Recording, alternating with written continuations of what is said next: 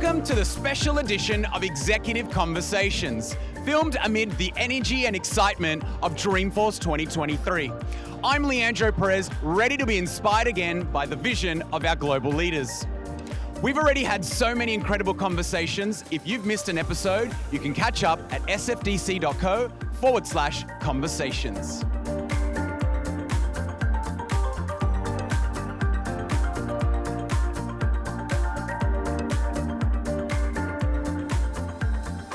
It's not every day you get to sit down with someone who's in the Futurist Hall of Fame. But we're at Dreamforce 2023, and today is one of those days. I'm talking to Salesforce Senior Vice President of Strategic Planning and Chief Futures Officer, Peter Schwartz. He leads the Salesforce Futures team, a collaboration between Salesforce and its customers that explores provocative ideas about the future. Welcome, Peter. Great to be with you, Landro. Well, look, before we get in the meat and potatoes, can I have an icebreaker question here first? Of course. So I've heard you're a very big tennis fan. Have you been playing tennis lately? Indeed, almost as often as I can. And the weird thing, as you know, I'm Salesforce's oldest employee, and my tennis game has never been better. It's a great game. I'm glad to hear it. I think I need to pump up my hours. But look, let's get into it. I know that this is such a precious moment. You've been thinking about the future for so long. 50 years. Okay, to put it exact. Now, what are you seeing for the future of the vision right now?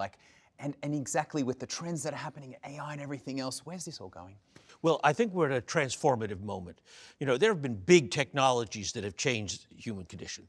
Electricity, plumbing, aviation. Well, this is at that level, right? This is going to change virtually everything, almost every aspect of life, almost everywhere. So we're going to see artificial intelligence transforming almost every human activity. But it's happening against a background of enormous change around the world. There are big issues and tensions and so on, but we've never seen more prosperity, more change, more kids going to school, more opportunities, tackling big problems like climate change together. So I'm very optimistic about the profound changes, many of which are now enabled by AI.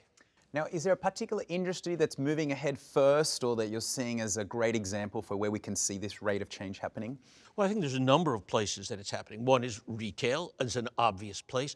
People who call in and want to buy something now start dealing with an AI. Right. Or services, right? When people have a service issue with a company, more and more AIs are being used in that service interface. So organizations like Walmart, for example.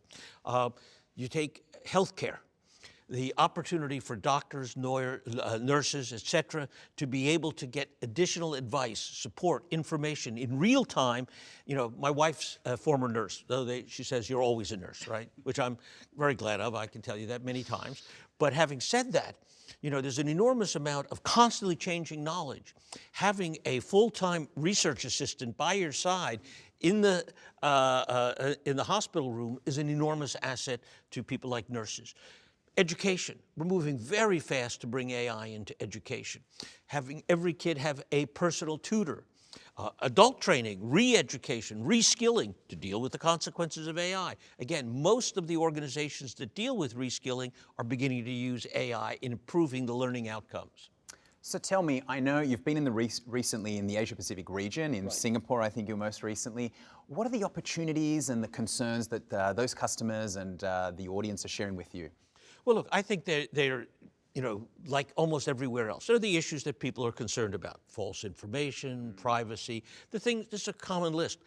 But equally important, they're excited about the potential. They're excited about how, connect themselves better to the world. You think about managing supply chains, assuring from the end of retail all the way back upstream. How do you assure that you get supplies to the right place at the right time? AI is enormously useful in a part of the world where supply chains play an enormous part of economic activity there and with the rest of the world. So talking about AI, obviously at Salesforce we think deeply about trust and AI. Right. How can customers earn trust with AI? Well, look, this is the most fundamental question. No trust, no AI. It's really simple. It's not a profound equation, right? It's zero trust, zero AI. So how do you get there? Well, the most important thing is transparency. knowing that you're, for example, dealing with an AI. What you don't want to discover is that you've been dealing with an AI and thought you were dealing with a human being. Undermines trust. So transparency and identifying when you're actually dealing with an AI or an AI product, a piece of art. Was this produced by a human artist, an AI, or a combination of both? A piece of text, a story, any of those things. Again, all want to be transparent. And I think that's the single most important thing. If you know what you're dealing with, you're much more likely to trust it. So you've seen opportunities and trends come over the years. We will have folks listening, and even myself thinking, how can we take advantage of this opportunity, or maybe a future generation, our children? What do you say to that? Well, first of all, I think the thing that I'm most excited about is something I just mentioned, which is learning. So having an AI learning assistant. Look, we all need to keep learning all of our lives. Some are very trivial tasks. How do I use a new piece of entertainment equipment, right? Another is, how do I rebuild my career? How do I take on new ideas and new information? I'm really passionate about space flight. So I would love to have an AI that's kind of constantly monitoring information and updating me as my personal AI research assistant on space flight. So I think number one is use it, but use it as a learning tool. It's a very powerful learning tool. That's what really excites me a lot about it, is the opportunity for lifelong learning from a teacher that knows me, right, and is with me all the time and says, you know, Peter, I just saw something I think you would like to know. And so that's what I'm really looking forward to. Now, you project that forward in time, and it's not just a teacher, it's a personal assistant everywhere, taking the friction out of life. Look, a good friend of mine is Mark Benioff, our CEO, yes, right? And Mark has a small staff around him that helps take the friction out of his life so he can focus on the things that really matter, relating to other people, helping make good decisions for Salesforce, and so on. Every chief executive has such a team around him. Now everybody will have such a team around them, but a team of AIs whose job it is to take the friction out of life so that you can focus on the things that matter. Recently I was ordering a pair of shorts from a very famous company, and it took me 35 minutes to defeat their website. And that's how I saw it. I had to defeat their website. What I really wanted to do was to be able to say to my AI assistant, you know those shorts I ordered the last time and how I paid for them? I want the same thing. Right. But make them in blue this time, right? That's what I want. Just like when Mark orders his clothes, he doesn't sit around and have to deal with a complicated website. He says what he wants. I like that, taking the friction out of the human experience, giving back people time that they need to enjoy the rest of their life. Exactly. Now, flipping it to businesses, how can businesses get started? Maybe some of them are scared, some of them are waiting to see what others do. What do you recommend? Well, first of all, experiment. Right? This is a time that rewards experiment, but also realize that we're at the beginning of the learning curve with AI. The AI that we're using now began a few years ago, but really took off in the last year. So most people are still in a world of trying to imagine what we might do with it. And we can be confident the AI will get much more powerful, much more trustworthy, have fewer errors and things like that. We're going to solve those problems. It will be cheaper, easier to use, and more ubiquitous.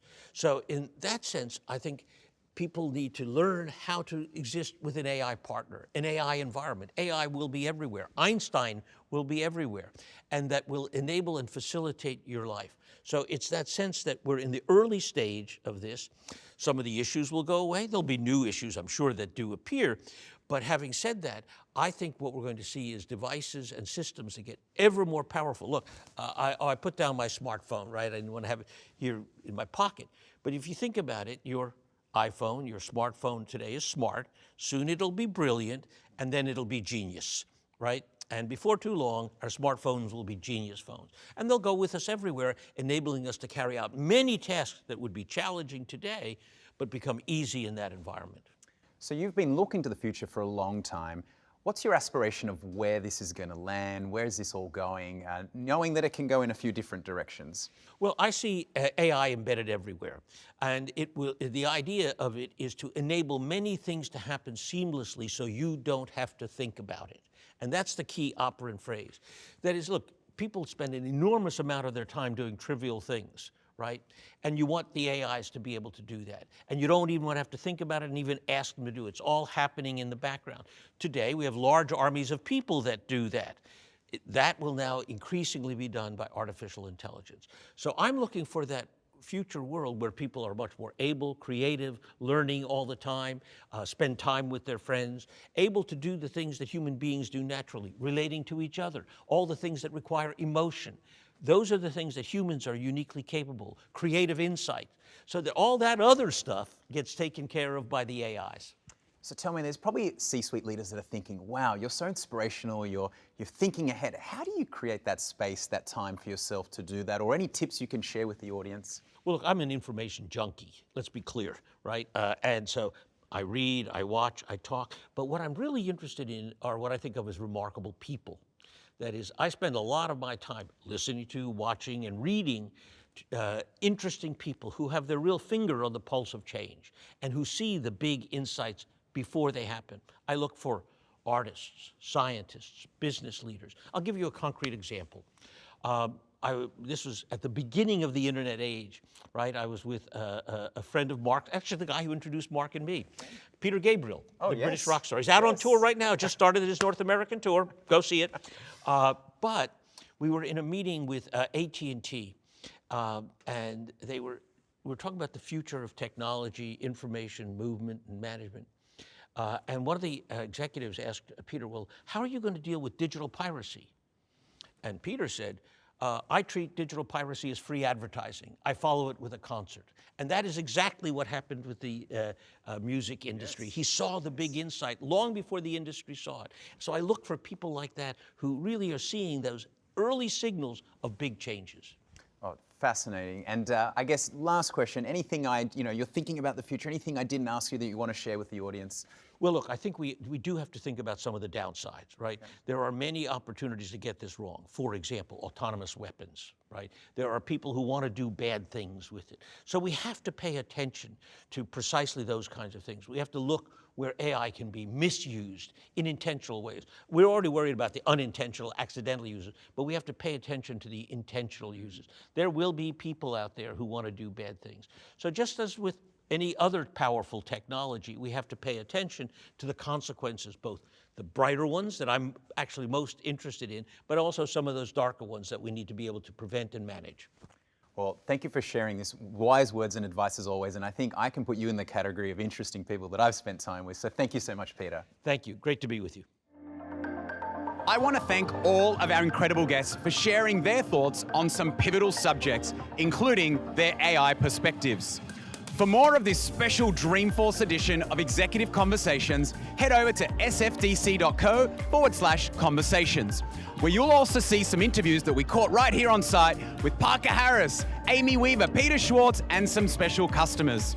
Thank you for tuning in to our Executive Conversations Dreamforce Special. See you next time.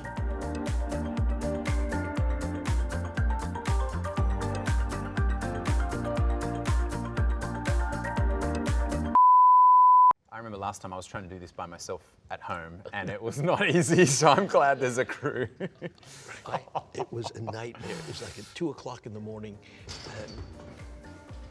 We went everywhere, more than it was on the script, but I love it. Is that okay? I love it. We went from tennis to autonomous weapons.